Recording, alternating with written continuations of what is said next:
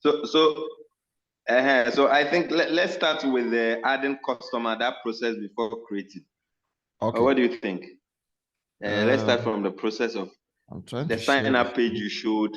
Then we go to, from there we go to where you add the customer and all that. That one is. Let me know if you can see my screen. Yeah, I can see your screen. I'm okay. Let's go. Okay, sure. Okay, sure. So we have the menu, and this is where we add customers. This is where we have the customers.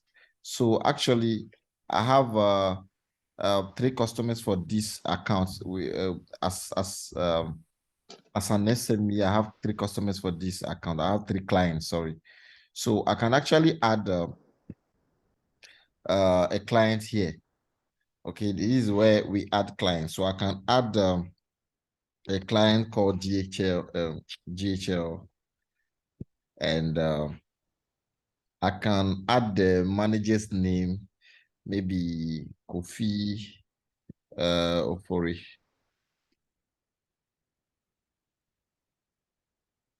I can add DHL, GH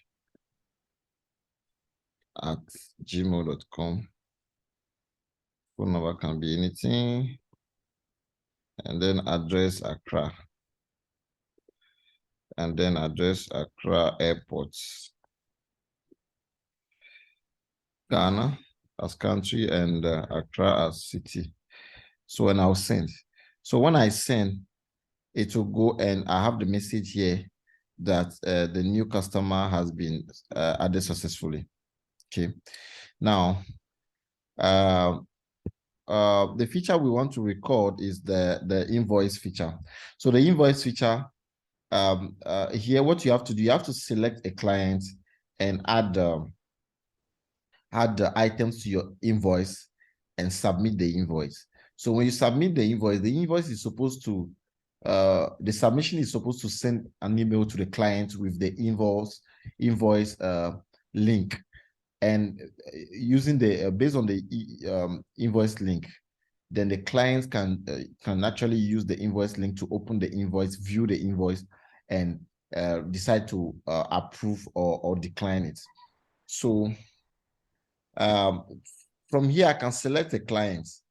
I have a client here. I have these clients, and I have Nestle as well. So I'll select a client that has an email where I can get my invoice, because this email, I have access to this email, and I can actually check the mail and see if the invoice has come to the mail. So so I'll add items like trip. So the trip is from the category transport, and quantity will be 2, and I will put 1,000 Ghana cedis here, and it will add it and multiply by quantity to have the total amount. I'll add another one, which is goods, which is part of supply chain, quantity 40, and unit price will be 75. So when I add it, it will calculate everything and give me the total, which is 5,000. So 5,000. Terms and condition here not applicable. Not applicable. So signed by me. So I can put my name here to sign. And I'm going to send the invoice. Okay. So I have to add a due date as well. So due date will be 7th of November, 2022. So I have all the information. I have my information, my company information here, and I have the client information here. And then I can send my invoice. So it will ask me to confirm, and I'll click to confirm. So here here the invoice that has been sent to the client. So I have the message here. So the system is supposed to send an email to this address because this is the client address. So the system is supposed to send an email to this address. So let me see if the mail has gone through.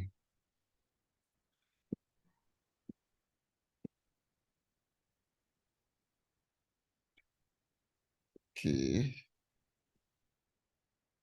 Okay. So I've received the mail. I've received the mail. This is the mail. So I have the invoice link here. So I'll click on it. Please, can you hear me? Yeah, I can hear you. I'm just quiet because I don't want my voice to. Okay. Yeah. So okay. I'll click on it and it takes me to the invoice. Okay. So it has taken me to the invoice and from here, I have all the details about the invoice. I have the company, the client's details here. I have my own details here. I have the due date and everything. I have the total amount, and I have the items on the invoice. Okay, I have the total amount. So here, from here, I can decide to approve or decline. So I can approve the invoice or decline the invoice here. So that's basically where we've gotten to. Okay. Okay. That is perfect. So can we confirm that approve it? No, we haven't implemented this feature because this feature will require how do you call it? It will require the confirmation. It will require we sending an SMS for the person to confirm the code that will approve the invoice. Okay. Okay. But this is actually the last time we were. This is actually. I think. Okay. Okay. I said the last time the idea is that the suggestion you came about regarding sending it in an PDF format with the code. I think I spoke to another company, a startup also in France, and they are also doing their confirmation like that. Oh, okay. With the link and with the PDF with the code. So mainly you enter, you can open the PDF and check it out. Okay. So they they've also implemented this. So the problem with the PDF is that what they are doing is that they are generating a PDF and they have a code on the PDF to open it. That's fine, but it has to do with the challenge on that one is memory. Because you have to generate the PDF and then upload it to the cloud, keep it somewhere. And we are in a country where if the internet of the customer is not good, that process can stop along the way and it will fail. Yeah. So that's why we have a link where you can actually, it's an open link that we will send to you and you can actually view the invoice. It's only when you want to, because it's only you that have that has you are the only one that has the link. So when we open the link, when you open the link, then you can confirm or you can approve or decline the invoice. And it's an open link and you are the only one that will also have the code. We'll send you the code and then you use the code to either approve or decline. So with this invoice can be viewed at any time because it's sitting on our platform. There's nothing like failure when it comes to generating something. You get it? So we are generating our invoice. It's on a web link and it's not a PDF where whilst you are trying to generate it maybe it will cut or fail along the way. Okay. So in this case, if you have so many links from people, is there a way to really identify this link is from this or so that there won't be much? Yeah. Please come again. No, I mean, so when the links, every Mm. email comes with a link. So I'm Yeah. saying, will you get a challenge where some of the links will actually be able to confuse you, or like every link comes with a specific address of the customer, Okay, like of so the your link, SMEs? Yeah. as for the link, when you are the client and we send you the link, you get the link from our email. Okay. And based on the way we design the email, the message we are sending to you will let you know where the invoice is coming from. But by default, as an MVP, we didn't prepare any email template for that. Okay. But in the main product, we'll be having an email template that will tell the customer that will tell the clients that this email is coming from this SME.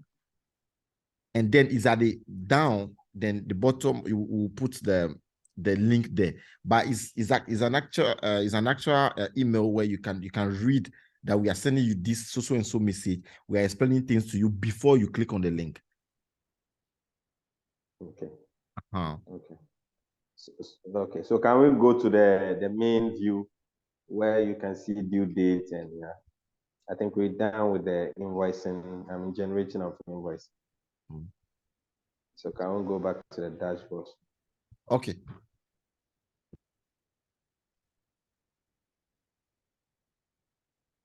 Okay. So on the dashboard, we don't have data for the dashboard yet because we need to we need to prepare data for the dashboard based on statistic, based on metrics. Okay. Yeah. So we'll be having all the metrics. But currently on your dashboard, yeah. Okay. Yeah. Because the dashboard is just the view that was built for now. We are not putting actual data, the real data here. Yeah, is also. But at least let's see what is on there. I mean, it shows you the amount due. That is amount due.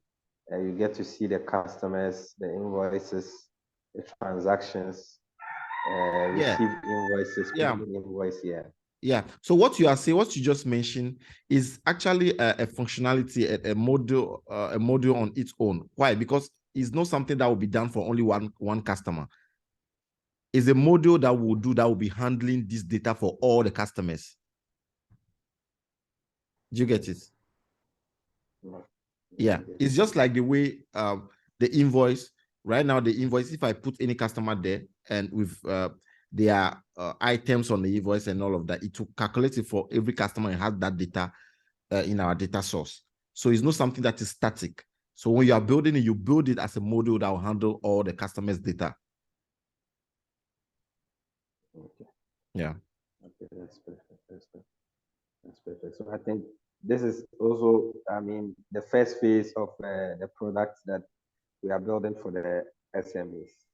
Yes, think, this is the first phase. This is just an MVP. Like this is just the invoicing part. Like this is just showing how what we are planning to do with the invoice, like how the invoicing will work. Did you get it? Yeah. Yeah. Exactly. I think with the second phase will be the dashboard for fund managers, financial institutions, and all of it. Yes. Yeah. Yeah, sure. Okay, so I think we can pause the video and Okay. you can check and let's see if you can find it there.